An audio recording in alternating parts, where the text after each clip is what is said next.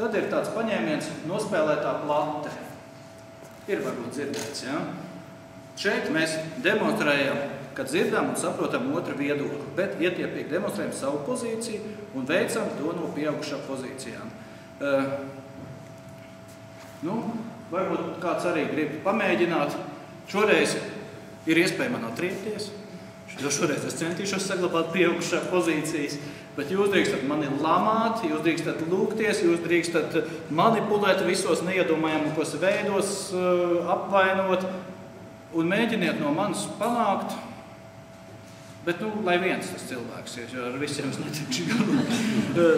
Ko jūs gribat? Piemēram, lai es aizēju, piemēram, un atnesu glāzi ūdens, ja? Varbūt kāda sieviete grib nomanipulēt ar mani.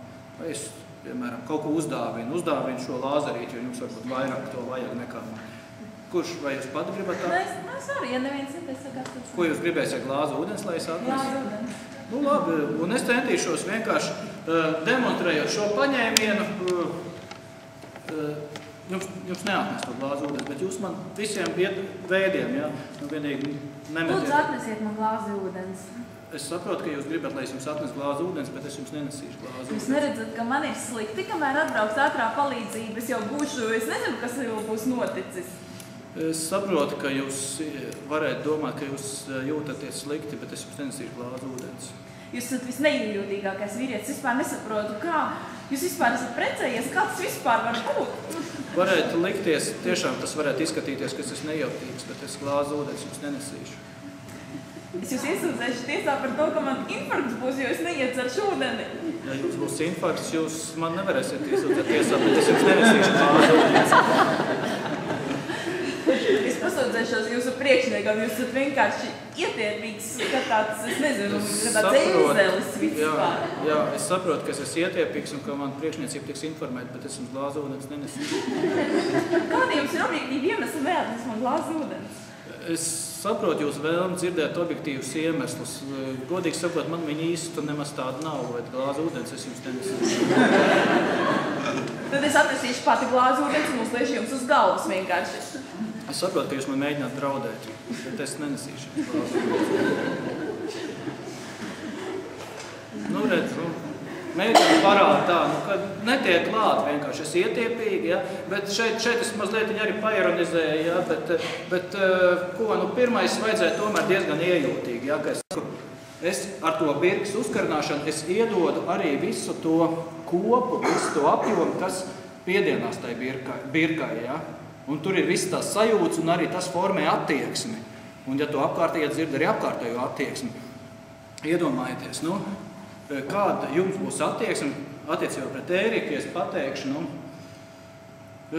jūs jau neziniet vispār, bet es esmu daktars un man kolēģi, starp mums ārstiem tā kā ārsta noslēpums, un es jau parasti neizpaužu, bet jūs visi tādu forši, es jums kā noslēpumu pateikšu, ja? Es redzēju izrakstu, ka Ērikam ir sifilis. Iedomājieties? Es to nezināju. Kurš tagad, bet jūtat, ja? Uzreiz tā attieksme, viss tā kopa, tas kaut kas, uzreiz tā kā gribās tālāk. Bet tagad citu kopu mēs pamēģināsim tā. Ziniet, ja, kad braucu šur, es redzēju arī, mēs tā braucam, skatos ar Ēriks piebrauks, viņš, iedomājieties, ja, es biju pārsteigts, viņš jau tāds, kas tur tāds brillītais, tāds omulīgs, džeks, nedomās, ka nekas tur pārāks, bet, viņš apbrauc ar jaunu Ferrari džipu. Es gan nezinu Ferrari džipu, bet, jauns, liels, sarkans Ferrari džips, pat krutākā mašīna. Latvijā tikai viena tāda, iedomājieties. Bagātākais miljonārs Latvijā tas sēž, ja. Un uzreiz cita attieksme. Ēriks, ja? Un atkal liela atšķirība, vai džips... Es arī to nezinu. Jā. Un atkal liela atšķirība, vai džips ar sifilis, vai džips bez sifilis. Tā kā kontrapaņēmiena būtība ir pārlikt no vienas kopas uz citu kopu. Ko salikt? Sifilis ar sifilis ar Ferrari. Labāks nekā sifilis bez Ferrari. Labi. Tātad šeit tā ideja ir, ka mēs pārliekam vienu to kopu uz citu, ja? Un tā ideja ir tāda, ja piemēram, kāds saka, piemēram, jūs piekasāties visiem sīkumiem, jūs esat ļoti piekasīgs, piemēram, man kāds saka, jūs esat ļoti piekasīgs. Kā es varu atbildēt? Es varu atbildēt, jā, tiešām es mīlu precizitātes sīkumos. Pirmkārt, paņēmienu būtību, pirmkārt arī es piekrītu, ja? Un tad es piekrītu tam, kam es patiesi piekrītu. Es pārfrāzēju, jo būt piekasīgam, tas ir vairāk negatīvi, tas ir tā kā tāds nūģis kaut kas nepārāk, bet mīlēt precizitātes sīkumos, tas jau ir pozitīvi. Ja? To pašu defektu pārvēršam pa efektu. Tā ir vienas lietas dažāda interpretācija. Īpaši efektīvi pie birkas piekarināšanas. Tātad pirmkārt mēs piekrītam, atzīstam taisnības iespējamību un piekrītam tam, kam no tiesas piekrītam. Variet, pateikt, man vienalga kādu birku uzkārt pateikt. Piemēram, jūs esat augstprātīgs, es te gudri runāju, var kāds man pateikt, ka es esmu augstprātīgs? Jums ir ļoti šaurs skatījums uz daudzām lietām. Jā, tiešām es mīlu koncentrēt, iedzināties problēmā. Piekritīsiet, ka šaurs skatījums, jā, tas ir tāds, bišķi tā kā aprobežots, bet tas, ka es iedziļinos, es esmu eksperts savus jomas, tas ir kaut kas cits, un tas jau ir pozitīvāk un labāk. Ja man teikt, ka jūs esat augstprātīgs, es varētu teikt, jā, tiešām es esmu pārliecināts par savu viedokli. Piekritīsiet, ka būt augstprātīgam nav gluži tas pats, kas būt pārliecinātam par savu viedokli, bet es nestrīdos, es piekrītu, un es apstiprināju tā cilvēku, un tas cilvēks paliek, viņš tā kā mēģināja tam otram apvainot, neizdevās.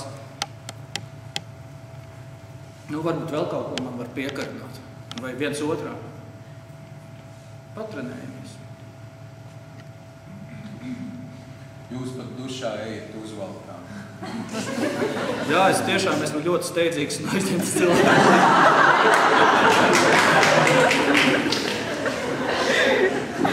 Ziniet, reizēm nenāk uzreiz īstie vārdi, jā, bet tas nāk ar treniņu. Piemēram, arī, ja tur atklājuši darbā kāds ir atklājums kādu otru cilvēku. Tas bieži nāk priekšnieki mainās, tad ir tīrīšanas un citus atklājuši, savējos pieņem un tad saka otram. Jūs jau tikai strādājiet ar savējiem. Kā var atbildēt? Jā, es tiešām izvēlos pārbaudītus cilvēkus. Svojaki un pārbaudīti cilvēki nav gluži viens un tas pats. Ir skaidrs šis paņēmiens. Te vienkārši vajag padomāt. Un atkal, ja neizdosies uzreiz, neuztraucaties, padomājiet, bet padomājiet, ja jūs kāds apvaino kaut ko, ja jūs par kaut ko saka, jūs esat tādu un tādu, nevis sāk noliekt, es tāds neesmu, ja sāk konkretizēt, kāpēc jūs tā domājat, bet varbūt piekrist un tieši to pašu. Bet piekrist tam, kam jūs patiesi piekrītat un pamainīt to kopu pārformulēt. Jūs sievai sakat, ka jūs nākat no pašu mājas, nākat pirms un sakat, jūs kalnīgi. Jūs esat kas? Un dzērs. Jā, svētkos es mēdzu mazliet iedzert. Ja pēc svētkiem jums bieži. Jā, es esmu ļoti dzīvespriecīgs cilvēks.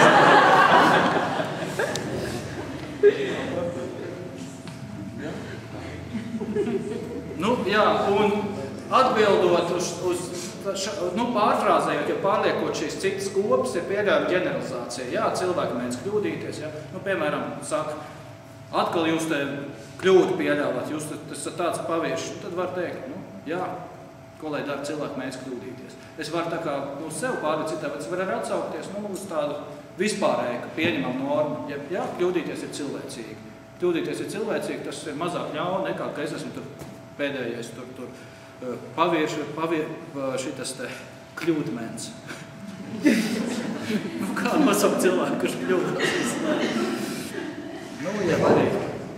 Un konkretizācija arī. Jā, tiešām šādā situācijā. Ja, ko es arī izdarīju, piemēram, ko kungs teica, atkal jūs tur piedzēries, tiešām es svētkos mēdzu iedzert. Tā būtu konkretizācija, ka es vispār esmu nevis dzērās, bet es mēdzu iedzert svētkos. Tu cita lieta, ka tie svētki pabieži, bet nebija. Es pielietoju konkretizāciju, kā ir konkrēta situācija. Sapratāt? Jūs esat stulbs? Jā. Jūs priekšā es tiešām jūtos stulbs. Arī konkretizācija. Bet šeit jau ir ar krietnu pretriecieni.